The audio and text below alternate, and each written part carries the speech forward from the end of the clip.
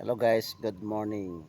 Today is 31 December 2023 at papasyalan kong muli yung aming bamboo plantation doon sa baba. Yan, dito po ako sa bundok ngayon. Bundok talaga. Tara, samahan niyo po akong bisitahin yung bamboo plantation. Ito po ang aking point of origin at dito po ako ngayon sa bundok ng tralala. Bundok dito sa Dasul at bababa ako doon at bibisitahin ko yung bamboo plantation. Tara, samahan niyo po ako sa aking paglalakad. Makikita po natin sa bandang kanan, ayan o, mga kakahuyan yan, virgin forest, ika nga, ayan o. Let's go.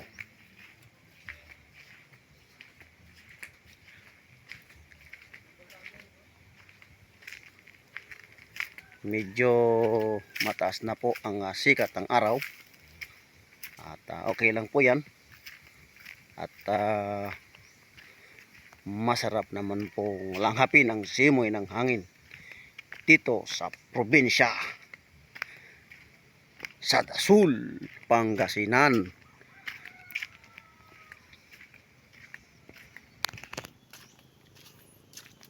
Ayan o, yan o, mga dayami naman ng palay. Okay,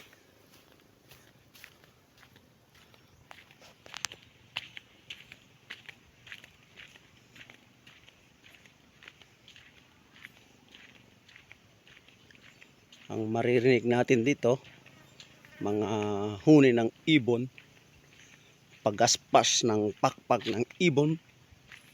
Yan naman lagi ang kadalasan nating mapapakinggan pag tayo ay nasa probinsya. Alam ko yung iba sa inyo ay nakauwi din at nag-i-enjoy din kayo sa kagandahan ng inyong farm dyan sa inyong probinsya. Sa mga hindi nakauwi, nandyan sa syudad, sa Maynila, ito panoorin po ninyo ang aking vlog. Ayan, only sa YouTube channel Sir Rodan the Great.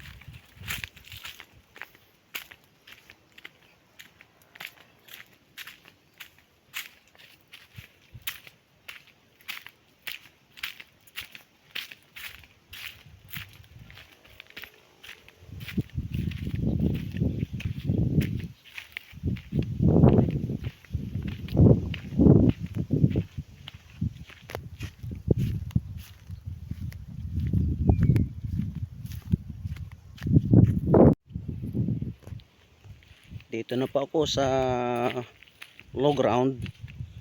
Makikita natin dito ang lawak ng taniman ng palay at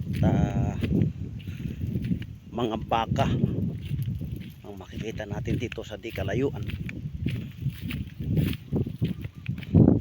Ayan, the last time na pumunta ako dito, yung mga palay dito ay hindi pa naani, kaya talagang mahirap daanan ito. Sa pilabil ka talaga dadaan. So ngayon ito medyo wala nang tanim na palay, kaya easy na lang ang paglalakad. Ayan, medyo nakakalahati na ako sa aking paglalakad mula sa bundok.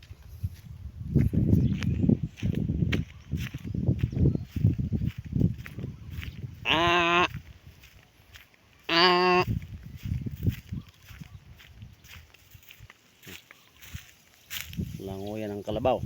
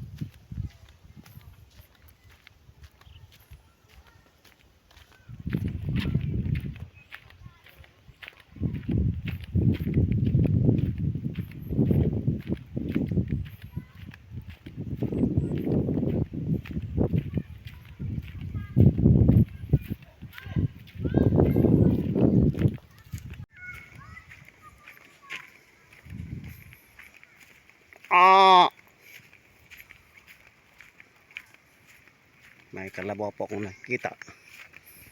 Yan na, paakyat na mula ako doon sa medyo nasa high ground po yung aming bamboo plantation. Ayan po.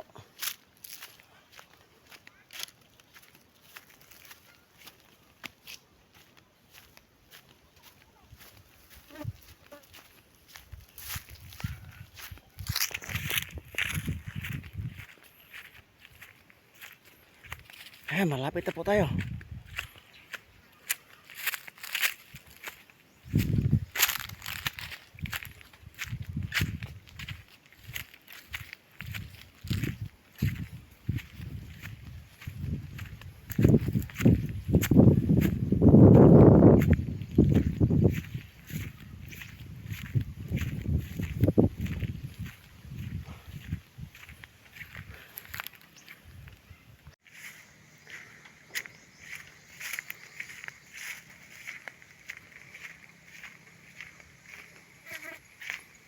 Ayan po.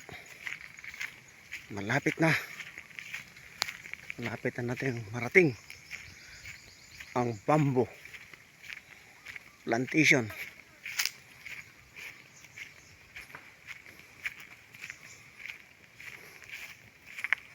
Ayan po ang bungad. Malaki-laki na nga sila. Talagang parang kailan lang.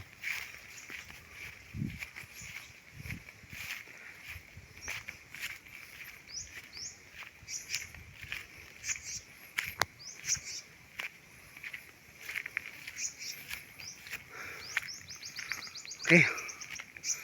Magpahinga muna. Ito na. Dito na ako sa bungad. Yan. Umpisahan na po natin ang paglilibot dito sa bamboo plantation. Dito makikita natin sa gilid nito may mga puno na talaga dati dito. Malalaki na sila. At dito sa bandang gitna, dito na natin makikita yung mga bagong tanim na kawayan. Okay? Nung una po kasi, ang unang itinanim namin dito ay puno ng mangga. Ngunit, hindi nagtagal kasi po pag may bagyong dumarating ay nabubuwal po yung puno ng mangga. Okay? At saka pag tag-init na, hindi masustain. Kaya namamatay po yung puno ng mangga. Actually, puno ito dati ng mangga. Kaya sabi ng tatay ko, yung binan ko dito sa Pangasinan, ang itanim natin dito ay ang puno ng kawayan. Kasi ang puno ng kawayan, no, kaya itong mag-sustain. Basta tumubo na ito, medyo malaki na, tulad nito, ayan, no. At saka pag may mga bagyo, malakas ang hangin, hindi sila nabubuwal. Sila ay sumasayaw lamang.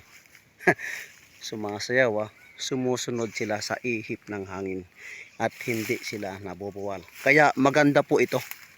Kung mayroon po kayong mga lupain na katulad nito, I would suggest magtanim din po kayo nito. Kawayan. Dahil napakaraming gamit po ng kawayan. Hindi po kayo masisiro dito. Pag lumaki na po ito, nako, magkakapira po kayo dito sa kawayan. Yan oh. Yan yung mga bagong tanim yan dito.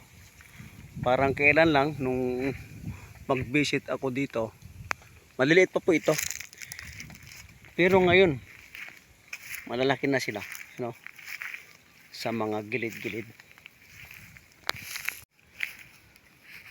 Dito muna tayo sa right side.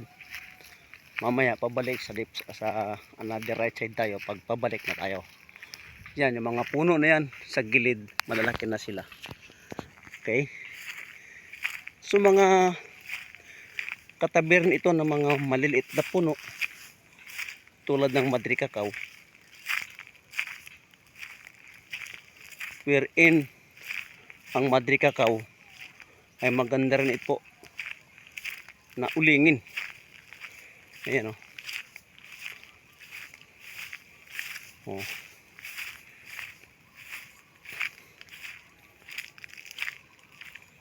So kasabay po nila na tumubo. Ayan. Yung mga maliit na puno na kalaunan ay ginagawang uling. Okay.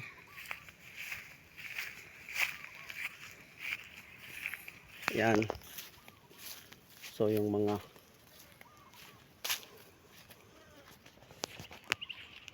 puno ng kawayan na yan sa gilid. Medyo malayo-layo ng aking nalalakad.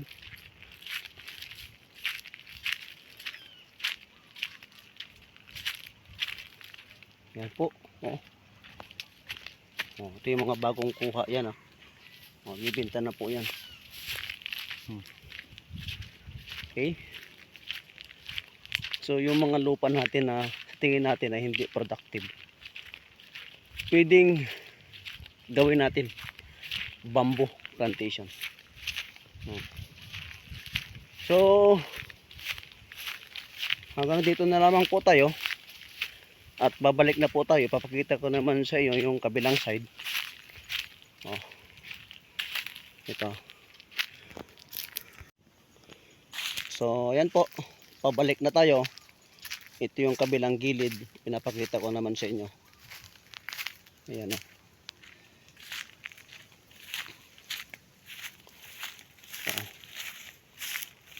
Mapapansin natin yung mga, actually hindi naman lahat talaga ay nagsusurvive din. May mga mamamatay din talaga. Tulad nito. Hindi siya nag-survive. Pero majority yan magsusurvive talaga. Tulad niyan. Survive siya.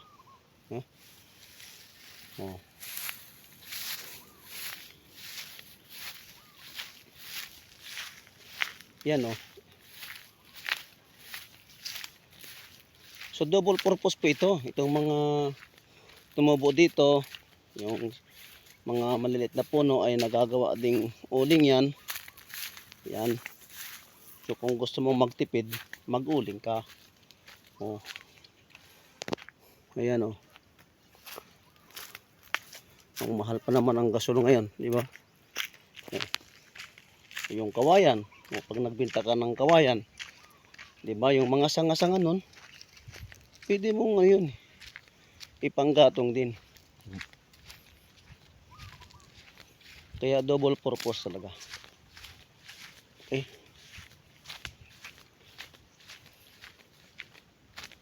Makikita nyo may mga space pa dito.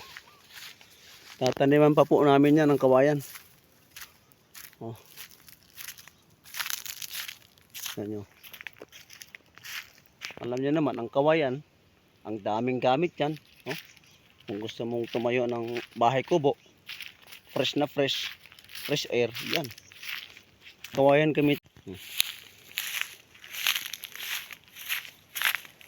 Ito, bagong kuha to, yan. Ibibenta po yan. Ano. Ito, mga open space pa ito. Tataniman pa namin ito ng kawayan. Okay. Ito, yung mga malalaki na dito sa gilid. No? Ayan. Okay po ba? Okay.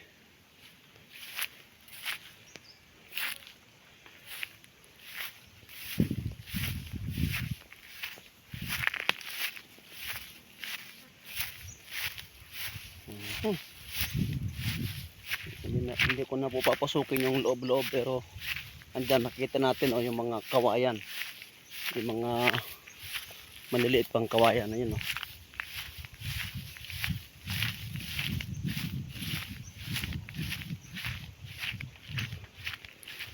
Okay, so much for that mga friends. Nalibot na natin ang bamboo plantation namin dito sa Dasol, Pangasinan. Ayan po. Pwede rin po kayo magtanim sa inyo dyan. Yan, kung saan man kayo naroon. Ayan. Ang kawayan ay napakaraming gamit. Pag may bagyo, sumasayo lang sa hangin at kaya mag-sustain sa init ng araw. Okay, maraming salamat po mga kaibigan. I hope you enjoyed. And Happy New Year sa ating lahat. God bless us all.